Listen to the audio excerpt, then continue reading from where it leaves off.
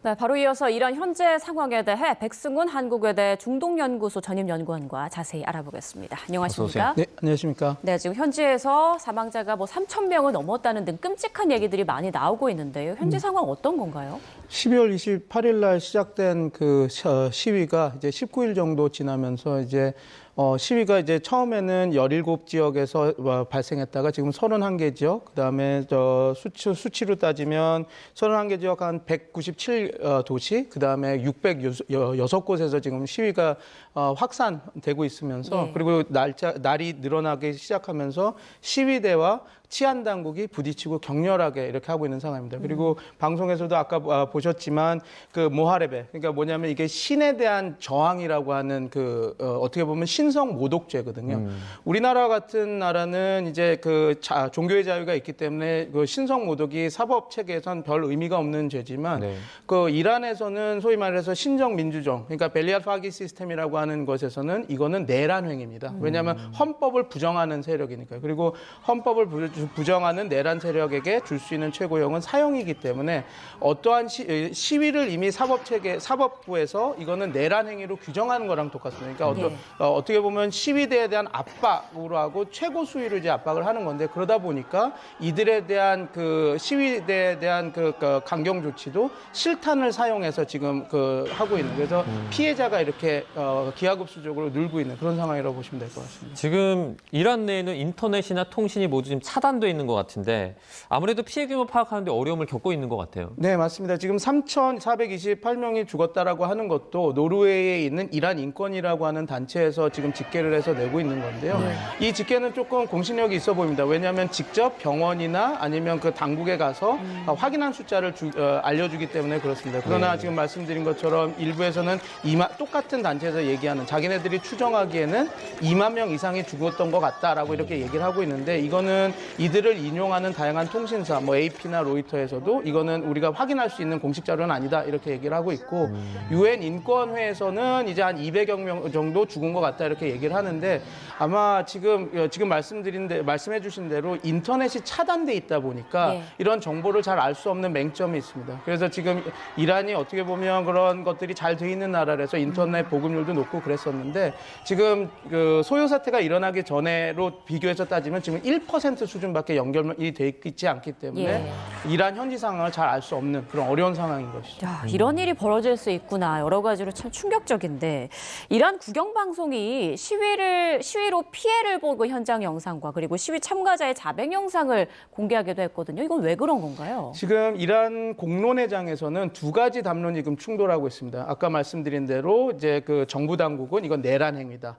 그리고 이제 시위대는 이건 내란이 아니라 정책 실패에 대해서 시민 세력이 정당한 요구를 정부에 하고 있는 것이다라고 이렇게 이야기를 충돌하고 있는데요. 그렇기 때문에 이런 여론전, 선전전이 이렇게 벌어지고 있죠. 그리고 지금 정부 측에서도 관제 데모들을 하고 있습니다. 그래서 관제 데모에서는 좀 특이했던 사항이, 관제 데모에 참여한 여성이 히잡을 벗고 시위를 하고 있더라고요. 저는 정부에 옹호한다. 그래서 어떻게 보면 이게 대단히 세련되게 그냥 이란 정부가 보수 정권이지만 보수적이지 않은 여성도 친정부로 이렇게 시위를 하고 있다라고 이렇게 되고 있어서, 지금 이란 내부에서는 이제 그런 여론전, 공론회장에서 담론 싸움이 지금 되고 있는 것이죠.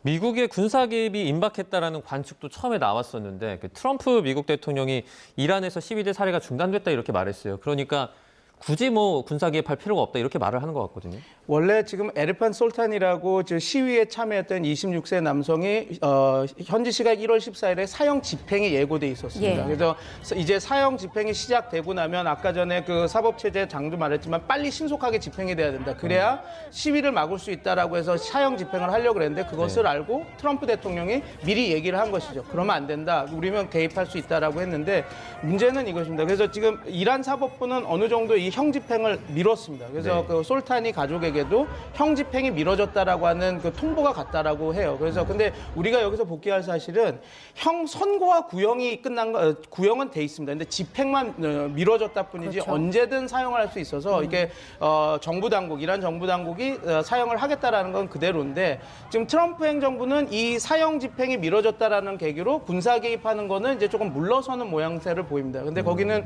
두 가지 행간을 봐야 되는데 하나는 사우디, UAE, 카타르 그 국가들이 로비를 했다고 합니다. 그러니까 이란에 대한 공격을 막아달라. 왜냐하면 전쟁 상태가 되면 우리한테도 안 좋고 그 석유가 유가가 올라가면 미국 경제에도 안 좋지 않느냐. 그래서 그런 것들이 하나 작동하는 것 같고 둘째는 이겁니다. 이제 지금 공격을 한다 하더라도 지금 미국은 항상 그런 공격을 할 때 확전 상황을 다 대비하거든요. 그런데 지금 보통 그래서 작년에 벌어졌던 이스라엘 이란 공격 전쟁 국면에서도 미국은 핵 항모 2개를 항상 2개, 3개를 배치하고 있었습니다. 근데 지금은 그런 상황이 아니거든요. 예. 물론 이제 우데이드 공항에 미국이 압도적인 전략을 갖고 있지만 만약에 이게 전쟁의 소용돌이에서 확전이 됐을 때 미국도 대비 전력이 있어야 되는데 그렇지 않기 때문에 아마 그런 부분도 트럼프 행정부가 지금은 약간 물러서는 모습을 보여주는 것도 있다고 보시면 될 것 같습니다. 네, 이란에 있는 우리 교민들도 걱정이 되는데요. 지금 유럽 국가들은 자국민 즉각 철수를 권고하고 있는 상황이거든요. 우리 정부는 언제쯤 이런 조치에 들어갈까요? 지금 현지 70여 명 정도 교민이 있다라고 하는데 우리는 이럴 때 이렇게 봐주시면 될 것 같습니다. 우리가 작년 6월 10일, 6월 달에 벌어진 10일 전쟁 때 우리 외교부가 성공적으로 교민들을 이제 뭐 제가 밝힐 수는 없겠지만 다양한 육로를 통해서 인접국가로 성공적으로 빼냈거든요. 예. 지금 외교부에서 다양한 방식들을 얘기하고 있는데 우리가 복귀해야 될 사실은 이겁니다. 왜냐하면 우리가 그때 당시 10일 전쟁이 있을 때도 우리 외교부 그 공간이 나가지 않고 지켜줬거든요. 그걸 이란이 너무 감사해하고 있습니다. 왜냐하면 우리가 힘들고 공격당할 때 대한민국은 끝까지 같이 있어줬다라고 해서 오히려 외교적 레버리지가 더 올라간 효과가 있거든요. 그래서 물론 우리가 언론이나 이런 데서 외교부를 잘 주시하고 과연 국민들을 보호하는 여러 가지 프로그램들이 잘 돌아가고 있나를 볼 수 있지만 근데 저희는 우리 외교부가 열심히 일을 하고 있고 그래서 지금은 외교부를 좀 지지하면서 좀 사태를 지켜보는 것이 가장 중요하다고 지금 보고 있습니다. 네. 예. 이번 사태 배경을 보면 첫 번째는 경제난, 두 번째는 그 하메네이 정권에 대한 어떤 불신, 이 두 가지로 볼 수 있을 것 같은데 어떻게 보세요? 이란 그 신정 체제가 붕괴가 될까요? 아니면 그냥 진압이 될까요?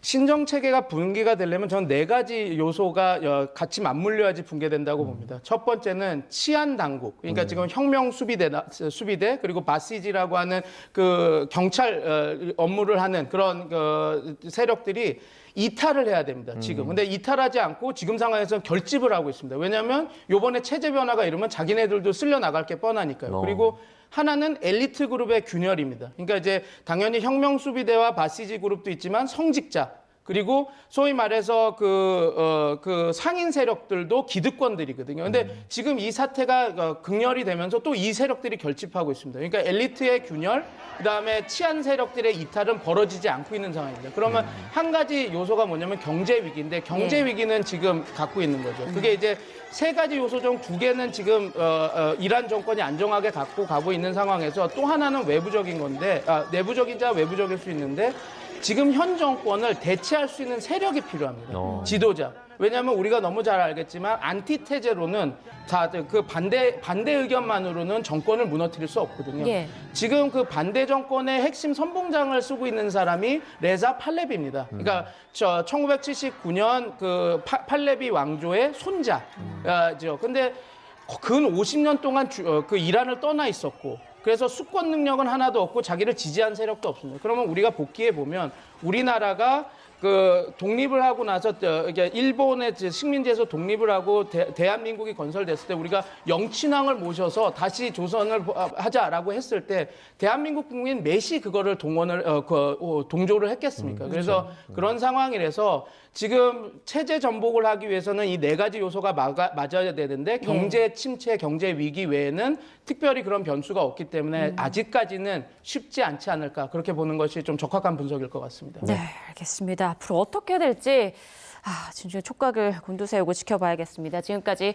백승훈 한국외대 중동연구소 전임연구원과 이란 상황 짚어봤습니다. 고맙습니다. 고맙습니다.